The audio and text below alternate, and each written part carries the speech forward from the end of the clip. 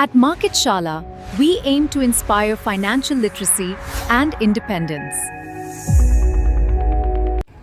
नमस्कार दोस्तों, मैं हूं सोमनाथ दास और आप देख रहे हैं हमारा YouTube चैनल मार्कशाला। स्वागत है आपका मार्कशाला के इस डेली मार्केट एनालिसिस वीडियो में, जहां हम बात करते हैं निफ्टी और निफ्टी फ्यूचर्स के प्राइस एक्शन, टेक्निकल लेवल्स और अगले ट्रेडिंग सेशन के संभावित ट्रेडिंग फ्रेमवर्क की। आज के इस वीडियो में हम 3 चीज़ों पर चर्चा करेंगे। सबसे पहले समझेंगे आज यानी कि 7 अप्रैल 2026 को निफ्टी फ्यूचर में इंट्राडे प्राइस एक्शन कैसा रहा। दूसरा, आज मार्केट की ओवरऑल कहानी क्या रही। और तीसरा, कल यानी 8 अप्रैल 2026 के लिए निफ्टी फ्यूचर में संभावित ट्रेडिंग फ्रेमवर्क क्या बन सकता है। लेकिन आगे बढ़ने से पहले एक छोटा सा डिस्क्लेमर, यह वीडियो केवल शैक्षिक उद्देश्यों के लिए है। यहाँ पर जो भी मार्केट एनालिसिस और लेवल्स डिस्कस किए जाते हैं, उनका उद्देश्य आपको मार्केट को समझने में मदद करना है, ना कि कोई निवेश या ट्रेडिंग सलाह देना। किसी भी प्रकार का ट्रेड लेने से पहले अपनी रिसर्च जरूर करनी है आपको, या अपने फाइनेंशियल एडवाइज़र से डिस्कस करना है, या फिर खुद को इतना कॉम्पिटेंट इनफ बना लेना है कि अपने डिसीजन आप खुद ले पाएँ। और उसके लिए ज़रूरी है मार्केट शाला के साथ जुड़े रहना और सीखते रहना। आज का निफ्टी फ्यूचर का intraday trade VCM trade setup पर किस तरीके से एग्जीक्यूट हुआ, उस पर बात कर लेते हैं। 7 अप्रैल 2026 है आज की डेट। अगर हम आज के निफ्टी फ्यूचर के 5 मिनट टाइम फ्रेम चार्ट को देखें तो दिन की शुरुआत एक गैप डाउन ओपनिंग के साथ हुई। यह कमज़ोरी मुख्य रूप से ग्लोबल मार्केट्स के नेगेटिव सेंटिमेंट के कारण देखने को मिली। गैप डाउन ओपनिंग की वजह से निफ्टी फ्यूचर्स हमारी पहले से डिस्कस की हुई वैक्यूम रेंज के लोअर बैंड यानी कि 23,044 के नीचे ओपन हुआ। यहाँ पर 2 महत्वपूर्ण चीज़ें हुई। पहली बात यह कि रेंज ट्रेड सेटअप अपने आप इनवैलिड हो गया, क्योंकि मार्केट वैक्यूम रेंज के बाहर खुल चुका था।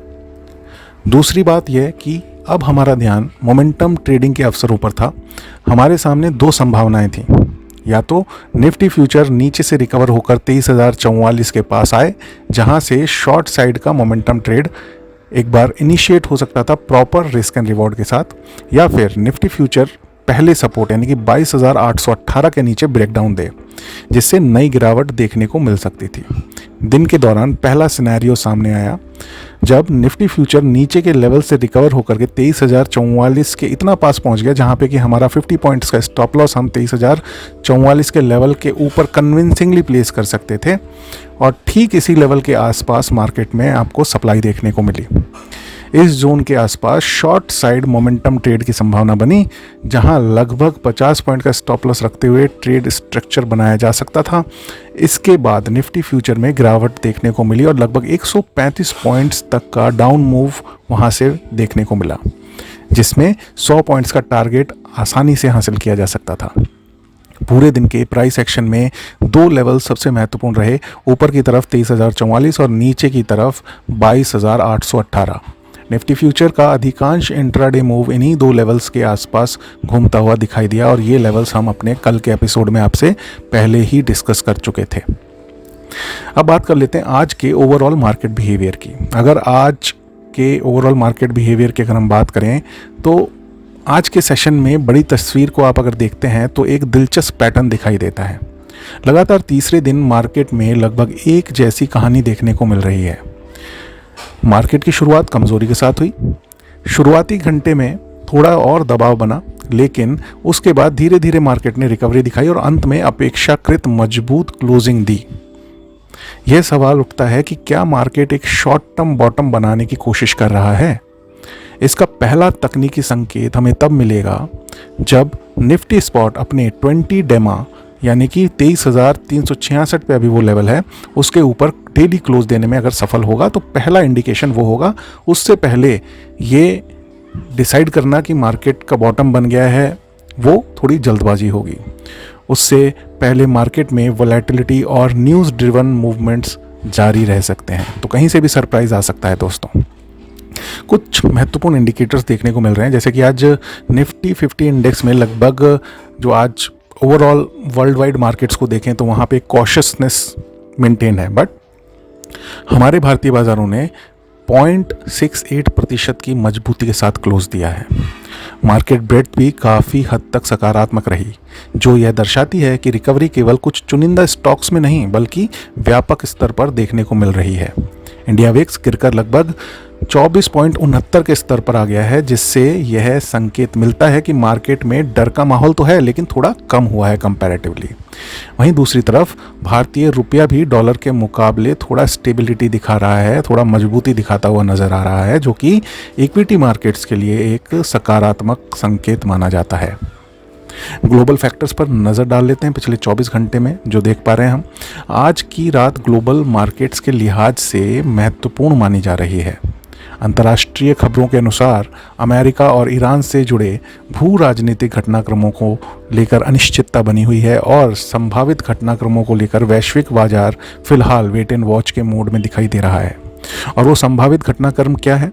जी हाँ, डोनाल्ड ट्रंप ने खुली धमकी दे दी है ईरान को कि अगर भारतीय समय अनुसार सुबह 5:30 बजे तक ईरान डिज़ायर्ड डील साइन नहीं करता है तो अमेरिका ईरान के इंफ्रास्ट्रक्चर, पावर सेंटर्स सब पर भीषण हमला करेगा और पूरे ईरान को स्टोन एज में ला देगा, जैसा कि वो अपनी बातों में बोलते हैं। तो बाज़ार, पूरा विश्व इसी चीज़ का इंतज़ार कर रहा है कि क्या सचमुच ऐसा होने वाला, और ऐसा होता है तो मानिए कि एक बहुत ही नेगेटिव न्यूज़ जियोपॉलिटिक्स में आपको देखने को मिलेगी।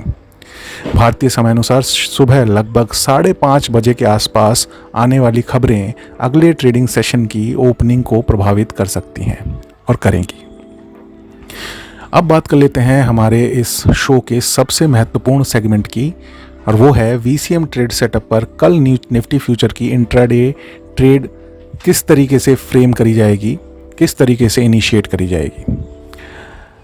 यह फ्रेमवर्क एक डिसिप्लिन्ड और रूल बेस्ड अप्रोच पर आधारित है। आदर्श रूप से कोशिश यही होनी चाहिए कि पूरे दिन में 2 से ज़्यादा ट्रेड्स ना ली जाएं।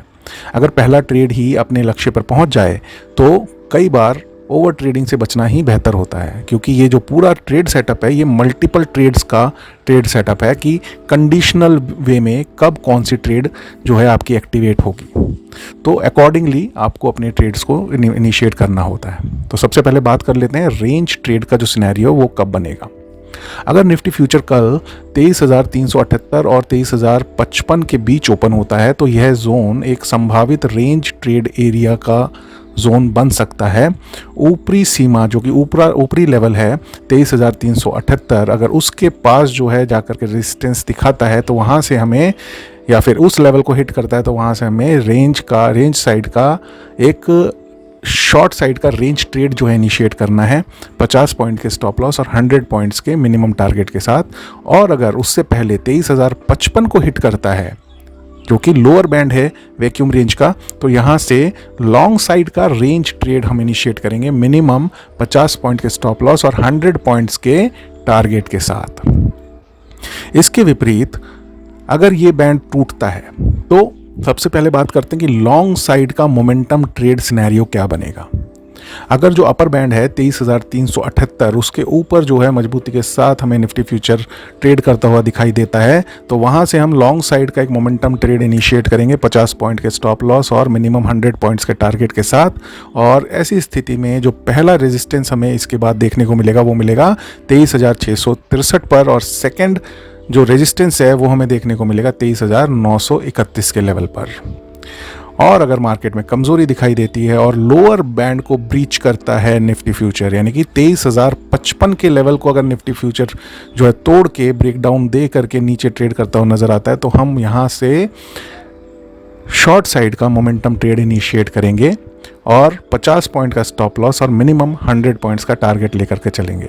23,055 के नीचे शॉर्ट साइड का मोमेंटम ट्रेड जब हम इनिशिएट करेंगे तो सबसे पहले सपोर्ट जो हमें देखने को मिलेगा वो मिलेगा 22,818 के लेवल पर, और सेकंड सपोर्ट हमें देखने को मिल सकता है 22,629 के लेवल पर। बट हमें अपने money management and risk and reward को ध्यान में रखते हुए मिनिमम 50 पॉइंट्स का स्टॉप लॉस और मिनिमम 100 पॉइंट्स का टारगेट ही लेकर के चलना है, जिससे कि हम अपने प्रोसेस को ना भूलें, हम अपने सिस्टम को ना भूलें, डिसिप्लिन को ना भूलें, रूल्स को ना भूलें। राइट, ये जो लेवल्स हैं इनको आपको इसलिए हम शेयर करते हैं जिससे कि मार्केट में जब बड़े गैप अप्स होते हैं तो ये लेवल्स जो हैं रेलिवेंट बन जाते हैं आपके लिए ट्रेड इनिशिएट करने के लिए।